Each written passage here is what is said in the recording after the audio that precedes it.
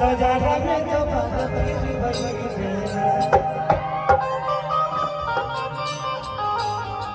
कि तोरा रखिया के काजा जाए जा भागा चलिए इसका कल वीडियो रिलीज हो रहा है अन्नपूर्णा फिल्म पे। आप लोग प्यार और आशीर्वाद जरूर दीजिए।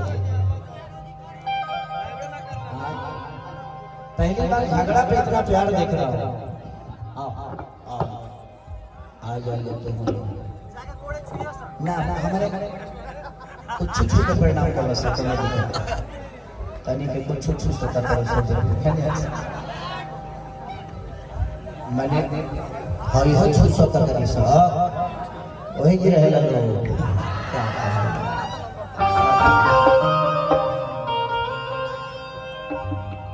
क्या नाम है आपका? है ना मेहनत त्याग का नाम है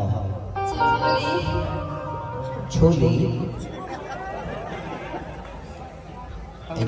गार्जियन बैठल सब हमारा घर परिवार से जुड़ल बता के छो हमरा मांगे के छो तोरा के बाद में छू ले।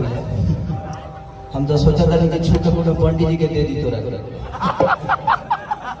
हां छुवाला के बाद तो लोग पंडित जी के दे ला लेकिन तो खावा हो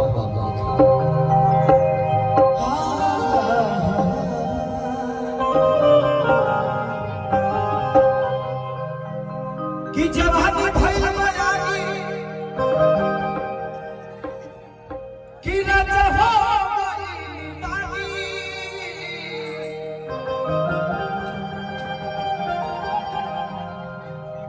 कि यही बनाते खोने रे जहला की जहदारी